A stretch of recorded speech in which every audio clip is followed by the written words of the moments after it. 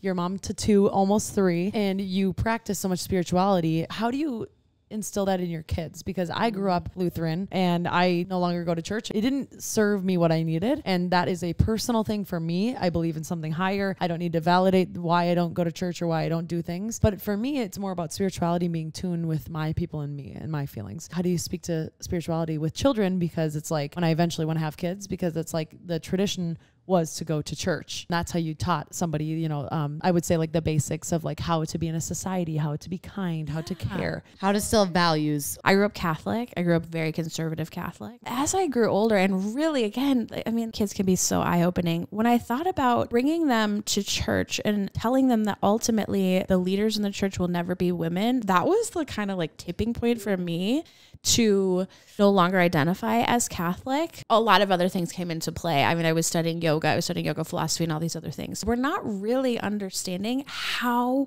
universal God is. When I think about spirituality, I think about it as this huge, unimaginable power. Religion, in my opinion, has just kind of like put it into this little box. This is so much bigger than we can even put into words. I think for people that are starting to feel that, whether that be through any life experiences where they're like, oh my gosh, I'm so magical. I'm so magical. I'm growing a foot right now. I'm so magical. That is cool. This is so much bigger than we can even put our finger on. I think that's where the spirituality starts to expand. And here's where I think it like all kind of circles back, is that it reminds us that we are wildly powerful, magical, and we're all connected. We are. And I think in this time where it's like, man, like what the F is going on? It's all we can really kind of lean on is that faith piece, and not in a sense that like I have to go to church every week, right? It's like, I just believe this is so much bigger. So I don't know how I'm going to really explain it to my kids. For now, it's just a matter of like, I just try to remind them both that like, they're so